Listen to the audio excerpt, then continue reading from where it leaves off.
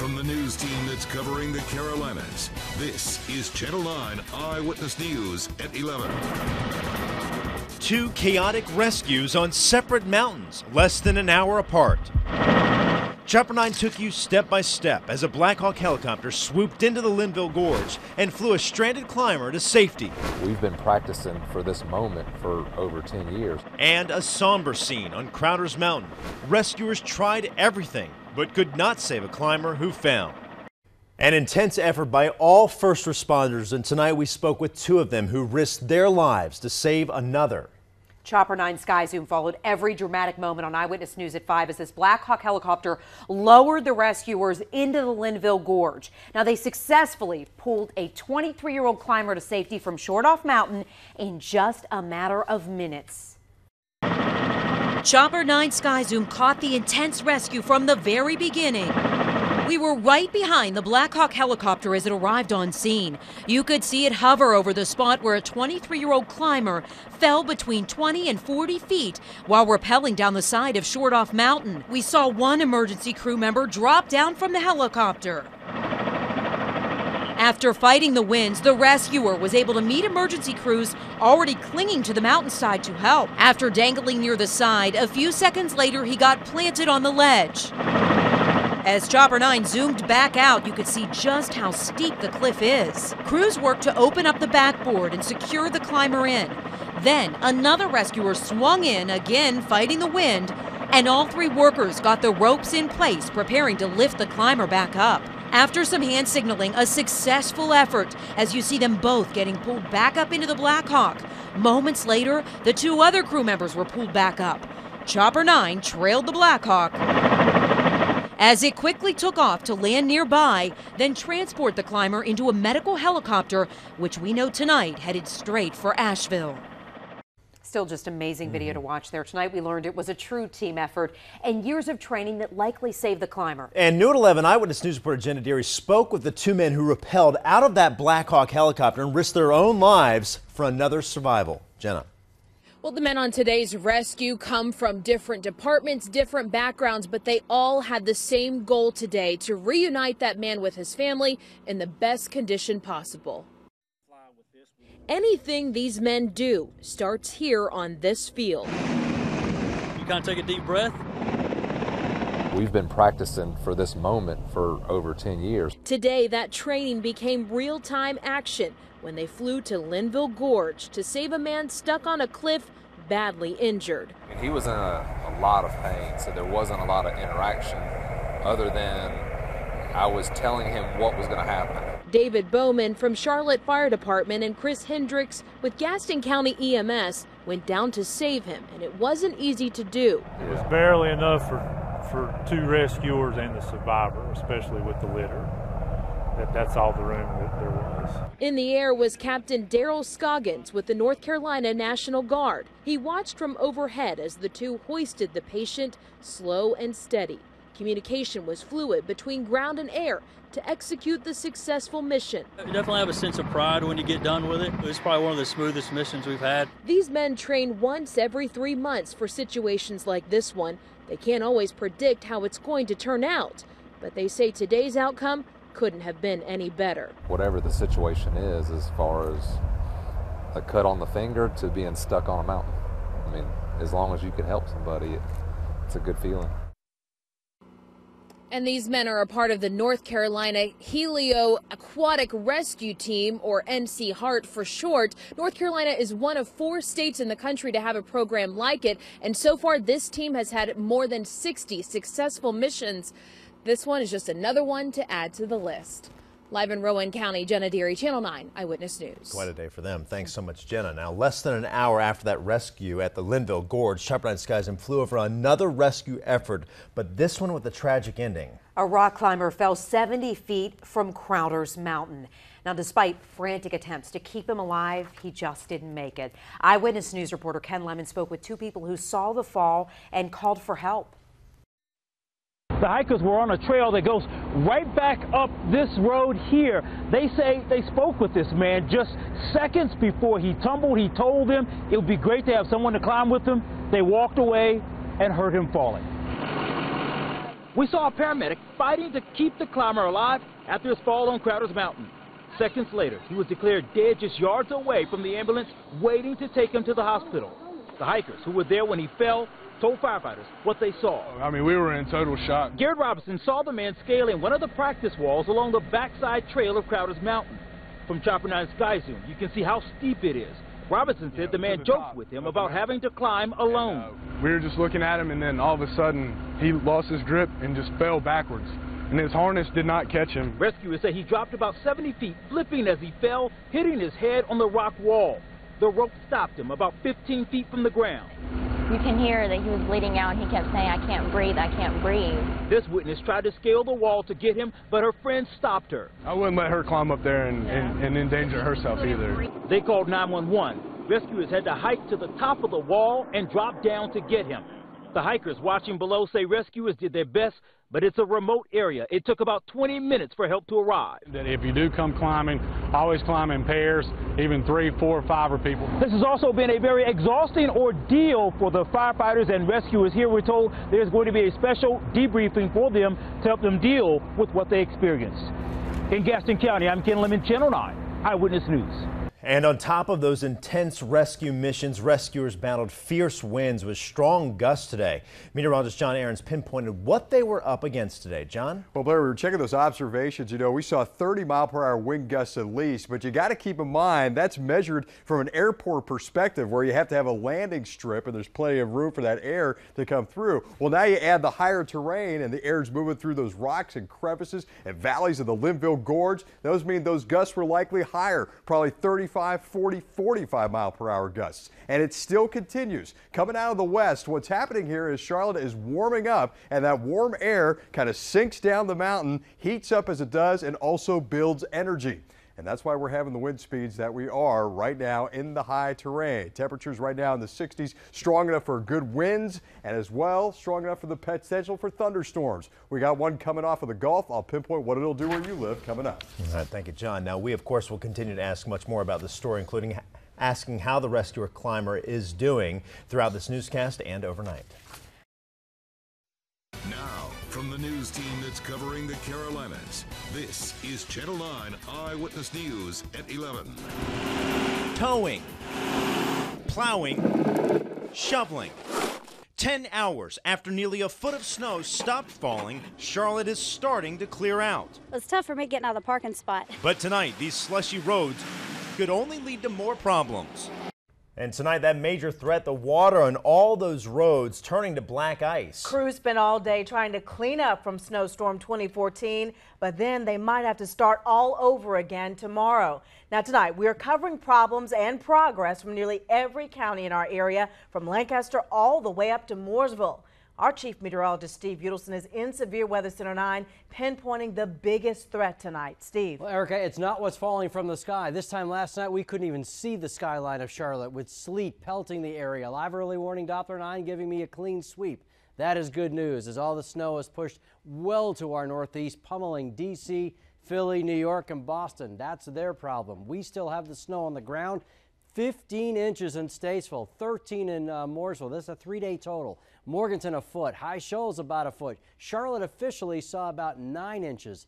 We've had 11 in Newland, 10 Mount Pleasant, 12 in the University area, and 11 inches in Matthews. Again, as hot as this compared to the biggest storms, it really doesn't, but it is the most we've seen since February 2004. Now we're dealing with the cold temps. While it's above freezing, remember, we actually measured the temperature about 6 feet above the ground. Down at the ground, the road temperatures are already below freezing, and air temperatures will continue to fall overnight tonight. So we're going to keep an eye on black ice. This is going to be a process that we're going to continue with through Saturday, and there's also the possibility of more snow and rain. I'll show you when that may move in.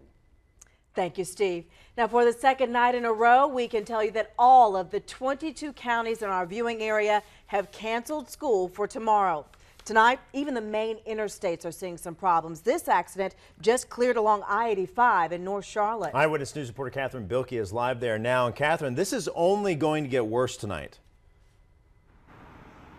You know, I've been all over Charlotte today. I've seen abandoned vehicles, people stuck in their cars in the snow, and even a few accidents. We saw one here on 85 near Mallard Creek Church Road. That just cleared up in the last hour. All 3 lanes are now open again, but the area remains slick tonight. Now, earlier we saw firefighters and police directing traffic. An overturned vehicle was partially to blame for the backup, shutting down 2 lanes. That car and another had to be towed. The NCDOT has had nearly 100 trucks out to try and improve road conditions all over Mecklenburg County. CDOT crews have been working in 12-hour shifts to treat roads with salt and brine, but emergency crews are still worried about ice tonight.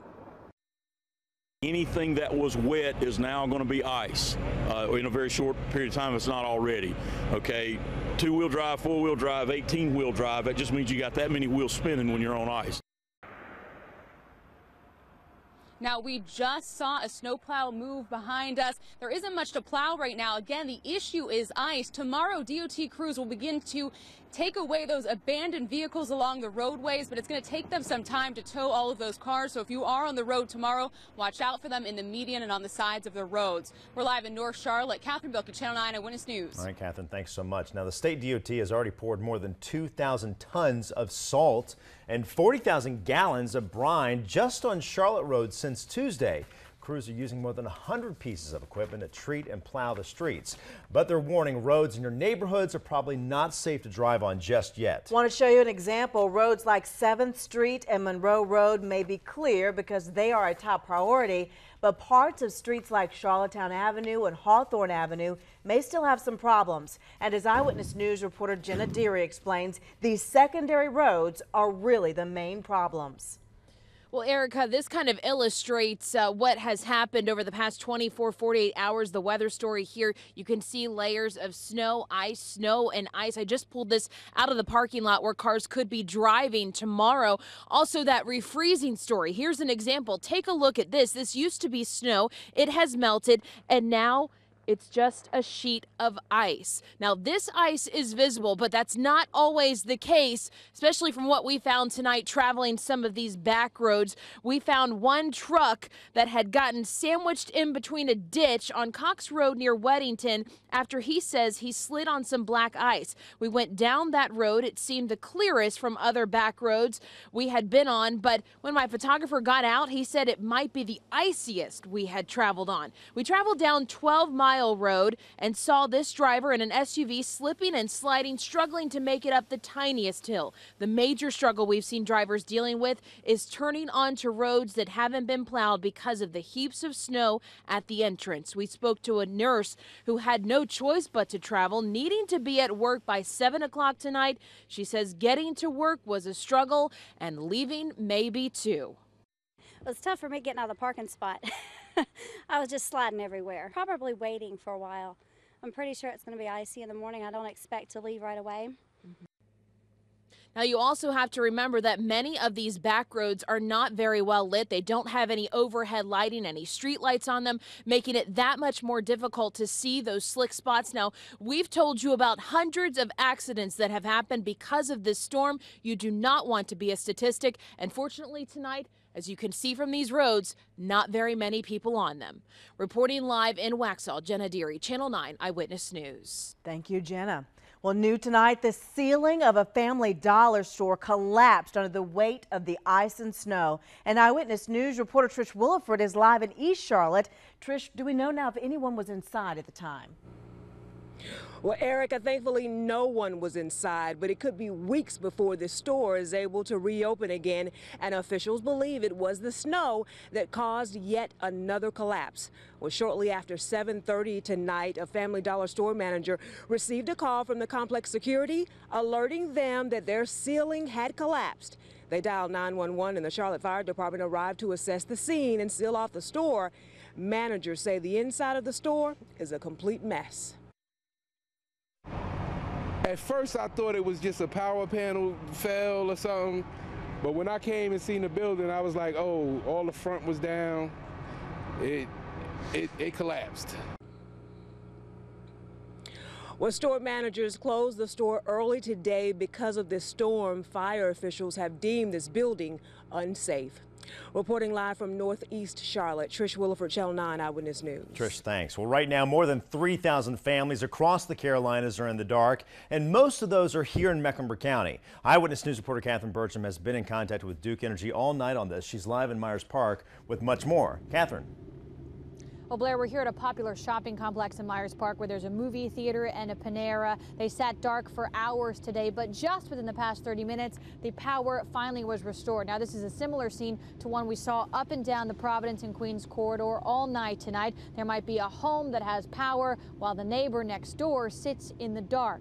Now, at last check, Duke Energy had just about 2,200 households without power here in Mecklenburg County. Right now, they're battling freezing temperatures that make traveling through the affected neighborhoods increasingly difficult. We found one family who'd been without power since 10 this morning. They've been using the gas logs in their fireplace to stay warm and a gas cooktop to make food. But they're preparing for an out-of-town trip, and they say the power outage has added an extra wrinkle to their travel plans. We have all the wet ski clothes from today drying by the fire, and we just packed some dirty clothes as well, so we'll do laundry when we get there. Now, just within the past couple of hours, Duke Energy released their estimated times of restoration here in Mecklenburg County. They say all power should be restored by Saturday at noon. However, they are warning residents that there could be new outages that could occur as they're repairing the lines that are affected. Live in Myers Park, I'm Catherine Burcham, Channel 9 Eyewitness News. And Catherine, Duke Energy also tells us everyone should have their power restored by Saturday night. Here's a breakdown by county, a little deeper here. Duke says people in Catawba, Gaston, Lincoln, Union County, North Carolina, and South Carolina should have power by 3 o'clock tomorrow afternoon. Lancaster by 9 o'clock tomorrow night. Anson by noon on Saturday. Rowan and Stanley by 11:45 Saturday night.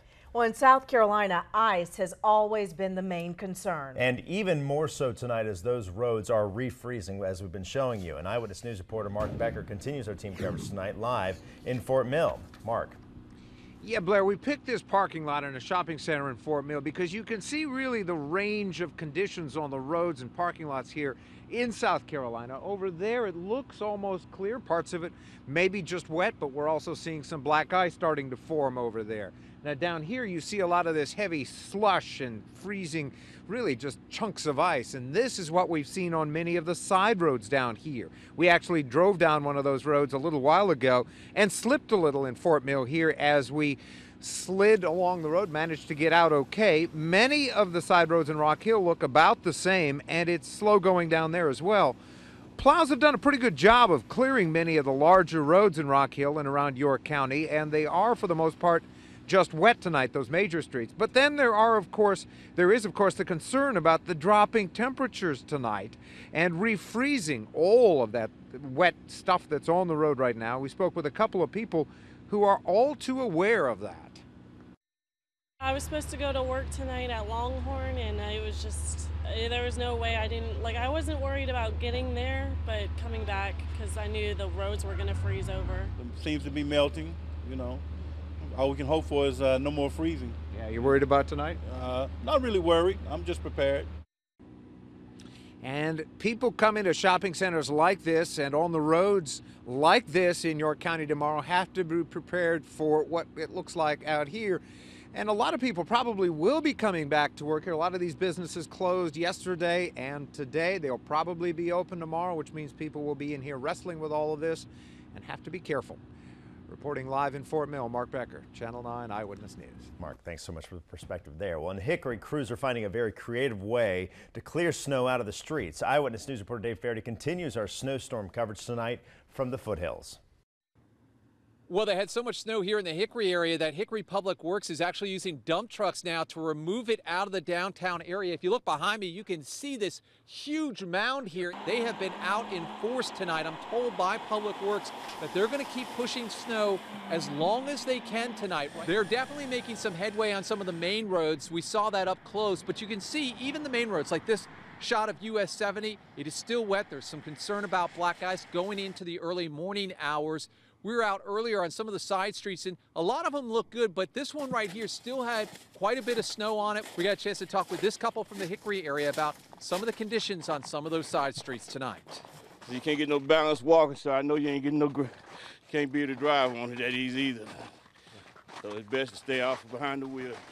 And earlier this evening, both the city of Hickory and Catawba County sent out releases mentioning the danger of black ice later tonight as the temperature falls. We have already seen the temperature fall quite a bit since sunset.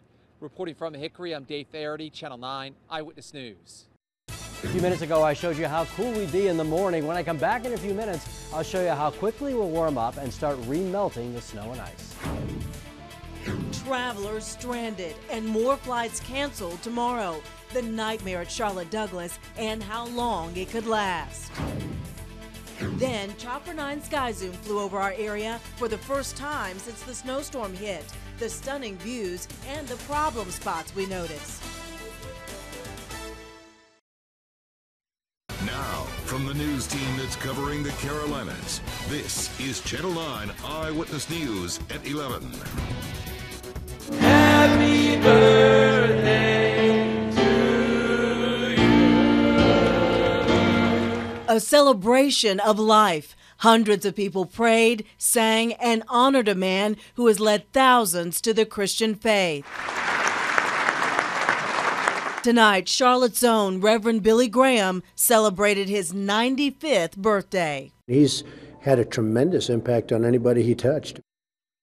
And he has touched the lives of millions of people across the world through his message. And tonight, nearly 1,000 people celebrated Reverend Billy Graham's work. Our Eyewitness News team is live in Asheville tonight. Eyewitness News anchor Blair Miller sat inside that ceremony to experience the celebration. Blair?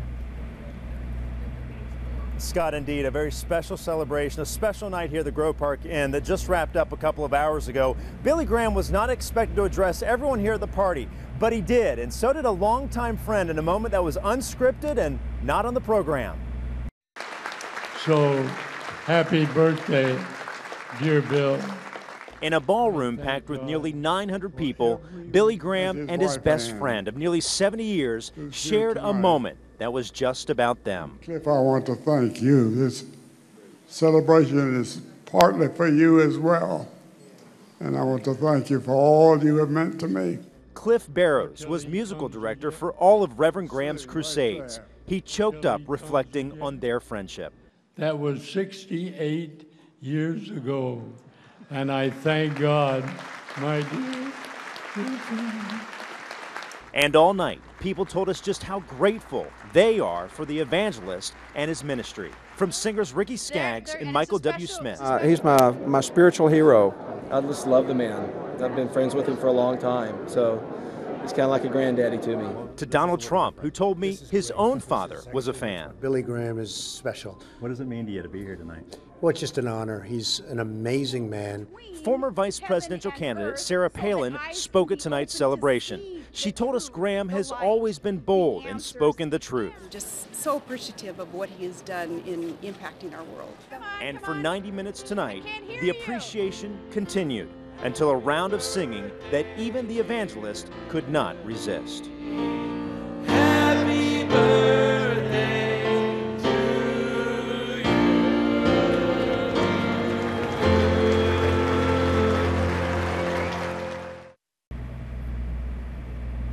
Celebrating 95 years. That party wrapped up at 8:30 tonight, and after that party, I spoke with one of Billy Graham's nephews who said this was such a special night to him because of all the people were here. But he also pointed out that this was also an interesting night because of the timing and when it ended. He said his uncle typically goes to bed around 8:30 tonight. Of course, this program ended right around then. Erica? All right. Thank you, Blair. Such a blessing to be there. Thank you for bringing it to us live.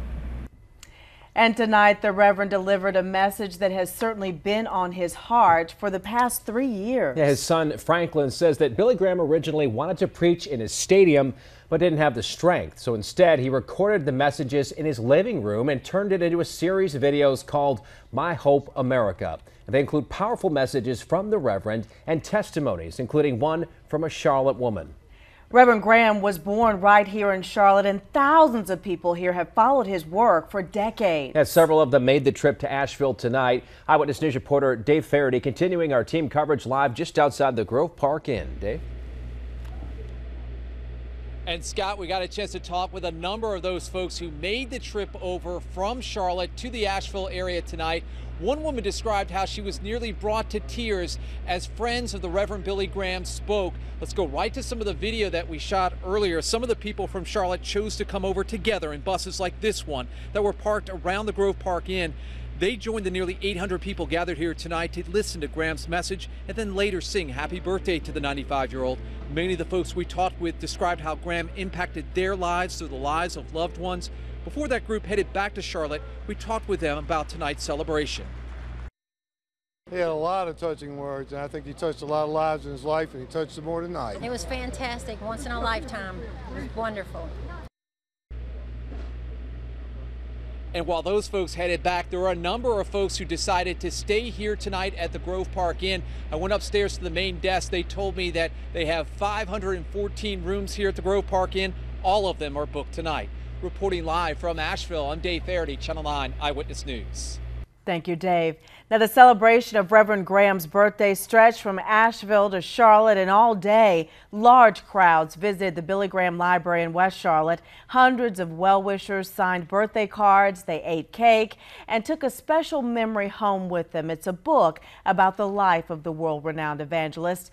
Several visitors say that today was about celebrating a man who has lived his life for the cause of the gospel.